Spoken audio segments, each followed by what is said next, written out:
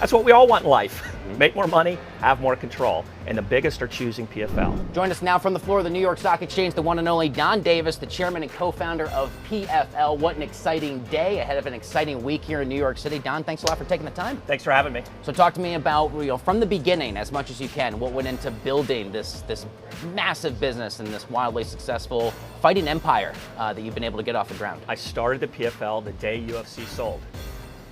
I saw three things that day, and I was not an MMA fan, but I saw 650 million MMA fans around the world. That's the third biggest fan base. Only trails soccer and basketball.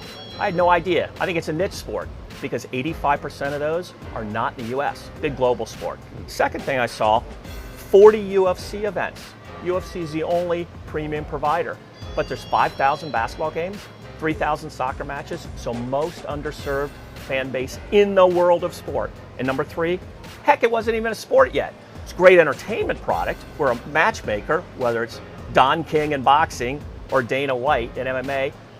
You, JD, against me, Don, because the promoter says so. Well, that's not a sport. We all want LeBron to be in the playoffs every year, but some years he's not good enough. Adam Silver, as the commissioner, can't just put him in there, but that is what they do in MMA, or that is what they do in boxing. So I said, I'm going to make it a meritocracy, transparency, win in advance, lose and go home. So that's the foundations of the PFL. We're not here to beat UFC. We're here to be the second big company, the co-leader in MMA for those 650 million fans. You are no stranger to the floor of the New York Stock Exchange. You've been in the world of entrepreneurship going back many decades. How does that inform a bit of your unique background that you're able to take to the position you have now with PFL? Look, I appreciate the question. I like to not reinvent the wheel. What is working in other sports and in other industries, and we've brought that to PFL. So when you look at our video product, it's really gamified. So 35 years old is the average viewer of MMA. Most of them are 18 to 35. So they like a really interesting, gamified, short, high action experience. So punch impact, you can see it on the screen. Real-time gambling, you can see it on the screen with PFL. The smart cage, data and technology, you can see what's going on with PFL. So think of it as like we brought the yellow line from football or the strike zone from baseball to MMA. So if you're a sport fan but not an MMA fan, you now know what's going on inside the cage. So we borrowed that from esports, if you will. We borrowed that from gaming, if you will, to make MMA more interesting to the casual fan. So those are the kind of things, having invested and built other types of companies, I say, number one, what's the most interesting thing we can do to serve this fan with this product? And that's what we've done at PFL. What has most surprised you so far in the journey? Was there anything you came into it saying, I did not necessarily expect the fans to react to this, but it forced us to sort of pivot what we were envisioning originally? What has sort of changed for you? On the positive side, Yeah. and then I'll give you one on the negative side, there's about 3,000 top fighters in the world. There's 30,000 pros, but 3,000 at the highest level. They could make a 12-man basketball team if you think of it that way. Well, UFC has 500 under contract. So this is almost like when Julius Erving didn't have a place to play basketball when the ABA started. So we've been able to attract the top fighters in the world and build a roster about equal to UFC overnight. Surprising to me, the excess of top talent that was out there, positive. On call it the difficult side, boy, in our first couple of years, was hard to raise capital because everybody said, will there be another league? Can you compete with the UFC? Will fans really want this product? So our first year, 2, even 3, raising enough capital to get to our 4th and 5th year and build an excellent product was harder than I thought. Do you find yourself purely focused on PFL? How much are you also looking over what UFC is doing and saying, hey, we recognize what the sort of balance looks like right now in terms of market share, and how conscious are you of that other name as the key competitor in the space? Yeah, look, really great question. Back to those 650 million fans being underserved, half of those on ESPN watch PFL. Half of our PFL viewers are new. They watch sports but not UFC. We don't need to compete with them in order to win.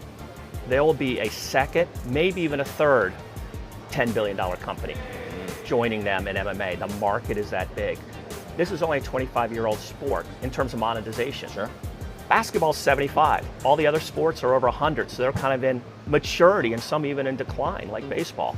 So the money is just starting. UFC will get bigger, PFL will get bigger. This is winners take most, not winner take all in this market. Francis Ngannou, Jake Paul, Clarissa Shields, I mean, you talk about growing bigger and bigger. You've gone after some of the biggest names in the space who are now a part of the PFL family. Let's just start with a few of those key names. What do those marquee household names mean for where the PFL right now is and where you want to position it for the near-term future? Yeah, big deal. They mean two things. One, talent is coming our way. We're not a feeder league. We've never lost a fighter, and in fact, the best are coming to us. Why? Make more money, have more control. That's what we all want in life. Make more money, have more control. And the biggest are choosing PFL. The second thing it starts to mean is opens up a new product for us, the pay-per-view division. Next year, the two biggest fights in MMA will be in our little company. Francis and Jake. Probably Jake against Nate, because Nate got his butt beat. He's going to want some revenge in MMA against Jake. So we might see the Nate Diaz, Jake Paul next year, and we're going to see the Francis Ngannou, his first fight in 2 years back in the cage. That's not at the UFC, that's at the PFL.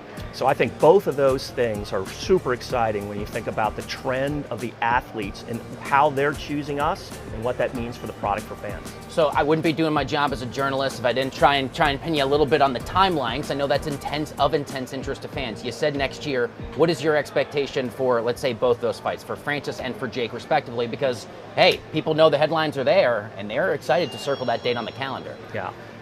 First of all, we have to have a great opponent for both. Okay. But we think Francis is March. In March of 2024? March of 2024. Okay. And we think Jake is probably October. October of this year? Of 2024.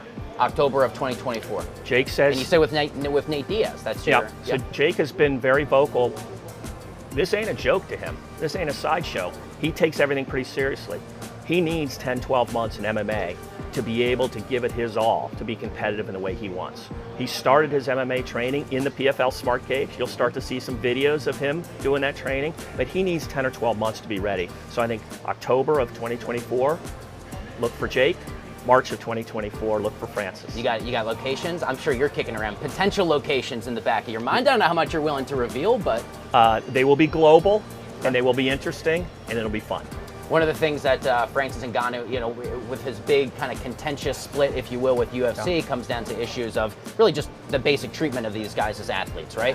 Your payments, your benefits. How are you hoping to position the PFL to address some of those concerns that guys like that have already had with the incumbent in the space, UFC?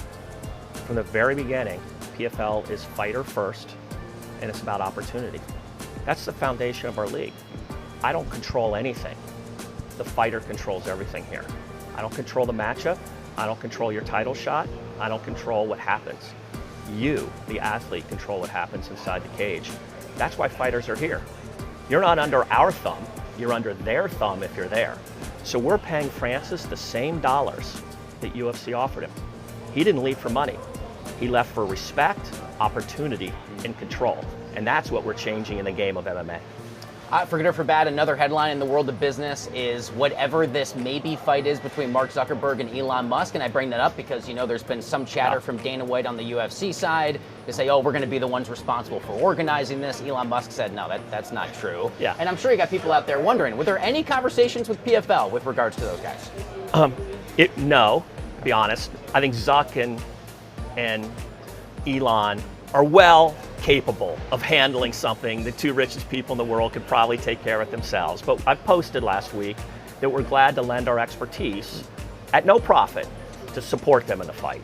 But I think UFC was a little grumpy that Francis left, and they were looking for a little headlines by glomming on to the Zuck Musk. But we'll stay low-key and support them if they want us to, but I think those guys can handle their own business on their own. All right, fair enough. And my final question for you, any expansion plans? I mean, talk to me about really how big you see PFL getting at this particular time, and what an incredible moment it is for the enterprise that you've been able to build. Look, it's super exciting. We've secured the number 2 position in the world. We want to become the co-leader. So in 5 years, we've gone from 0 employees, 0 fighters, and 0 viewers to 40% of the UFC audience this year. That's on streaming and on linear. We want to get to 100%. The way to do that is to become a true global league. So PFL Europe, we launched this year. So those are all European fighters in Europe, primetime Europe, can all be seen in Europe. Next year will be PFL Mideast, the following year, PFL Africa, and PFL Australia. So to borrow another term from soccer, the Champions League of MMA. So we will be the first true global league that whether you're starting out as a pro, whether you're a great top 25 fighter, or whether you're the very best in the world like Francis, PFL is that global system for fans and for fighters. Congratulations. Thank you for taking the time. Welcome back to the Stock Exchange. Yeah, thanks for having me here.